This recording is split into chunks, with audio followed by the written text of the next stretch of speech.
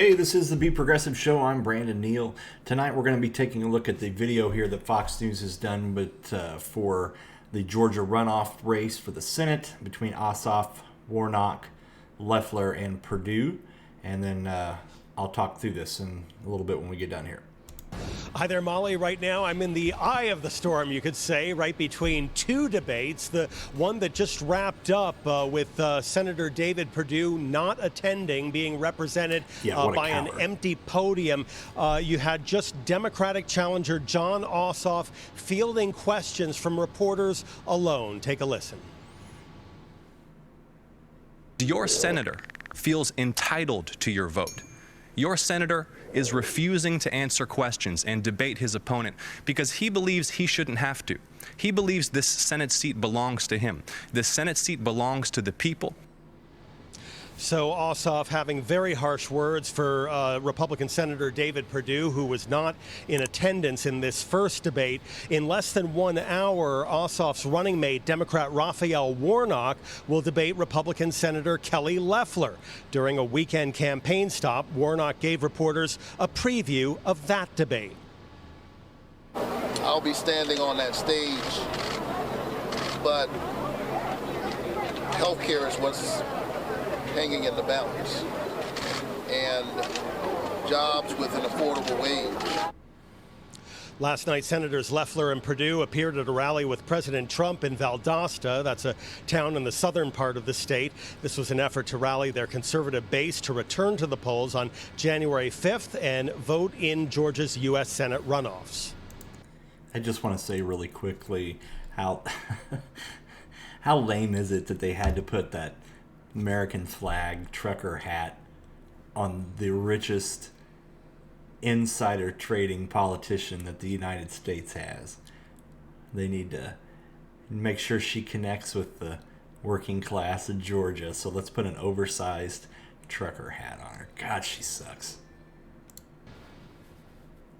If you're our voice on January 5th, we'll be your voice for years. We have to make sure that we keep America strong. God bless you. We love you, Mr. President. We love the First Lady. And we're going to fight and win those 2 seats and make sure you get a fair, square deal in the state of Georgia. God bless you, Mr. President. And Molly, tomorrow is the deadline for Georgia residents to register to vote in the January.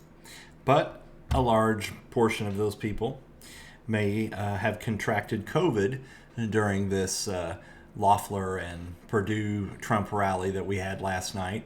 And by the time they're starting to get sick here in 7 days to 10 days, and then by the time they get sick, not going to be able to vote in the runoff race because you're at home with COVID, because you went to a massive gathering where there was no masks. In fact, masks were probably ridiculed, I would imagine, there. And then you packed everybody in, and good luck. Between the MAGA crowd that's telling people do not vote for Loeffler and Perdue because they're using Dominion voting machines that supposedly, frauded Trump, which is not true, but they're telling their base do not vote. Lynn Wood and Sidney Powell are telling these people do not vote.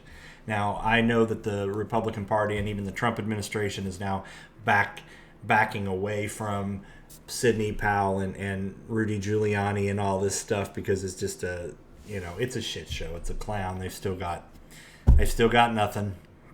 Every day is a new bombshell that's debunked within a matter of an hour, and then we move on, or the court case gets thrown out. So that's just how this is. But it's really kind of amazing to me to see that many people are going to show up at that Trump rally, and they were all there just pissed off. That's all. I mean, they're just there because he lost and they want to hear him whine and bitch and moan about it.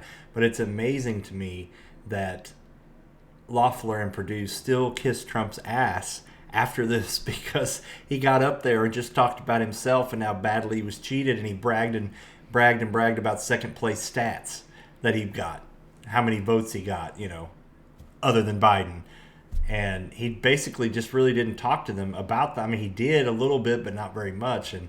And God, you can't ride the coattails of a politician that's a narcissist like Donald Trump. So anyway, we'll see here. I think that it's amazing to me that the Republicans still call these candidates far left or radicals and all this stuff. And that's kind of what I've been telling the establishment Democrats, is why are you pussyfooting around with what you believe?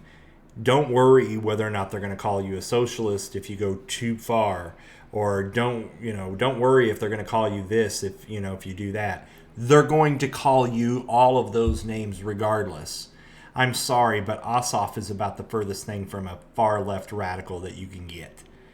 And Warnock is better. He's more of a progressive, but he's not a far left radical. Neither one of these people are. But it doesn't matter. If you're a Republican, your opponent being a Democrat will always be Satan himself or Satan herself. They're always going to be the worst. They're always going to be far left communist. Look what all the names that they assigned to Obama. He was a Kenyan Muslim socialist, blah, blah, blah. They just make up these words that majority of their base couldn't even define communism or socialism. So, not to mention they wouldn't be able to get the small differences in democratic socialism or social democrats versus true socialism. These countries that Bernie has kind of set his ideology around, and what I agree with that works is Iceland and Denmark and Sweden and Finland and Norway, and these countries are democratic. They're social democracies, and that's what we need here. And neither one of these candidates in Georgia are social democrats. Trust me on that one. So anyway, this is going to be an interesting race, and we're going to see if the maggots ended up throwing the wrench in this race or not. The Dems may end up with it. We'll see.